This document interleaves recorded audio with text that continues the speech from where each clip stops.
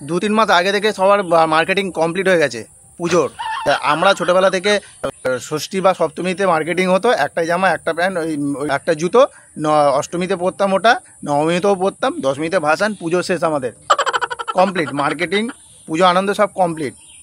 বাকিদের তো দুটো সেট করে, মানে 4 দুগুণে 8, কারো আবার 10টা 12টাও হয়ে যায়, তাতেও তাদের কোলাজ না ভাই। একটা কথা মনে পড়ে গেল ছোটোবেলায়, তাদের বন্ধু বান্ধবের একজন কাঁদছে খুব। কী হলো রে, কাঁদছিস কেন?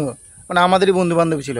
একজন বন্ধুর মুখ বলছিলাম যে ওর নাকি আগে যা জামা প্যান্ট হতো সেই জামা প্যান্ট এবারে কমিয়ে দিয়েছে।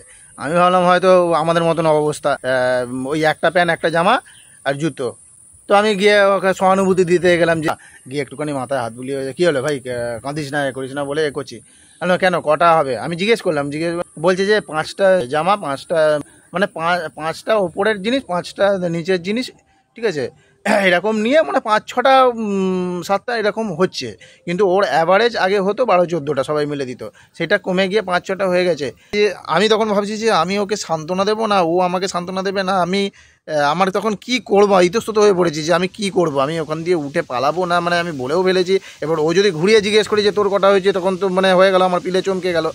তো আমি বললাম যে মানে মায়ের কাছে মাছির গল্প করে লাভ নেই, মানে ওদিক দিয়ে একটা কিছু অজুহাত দিয়ে পালিয়ে গেলাম আবার।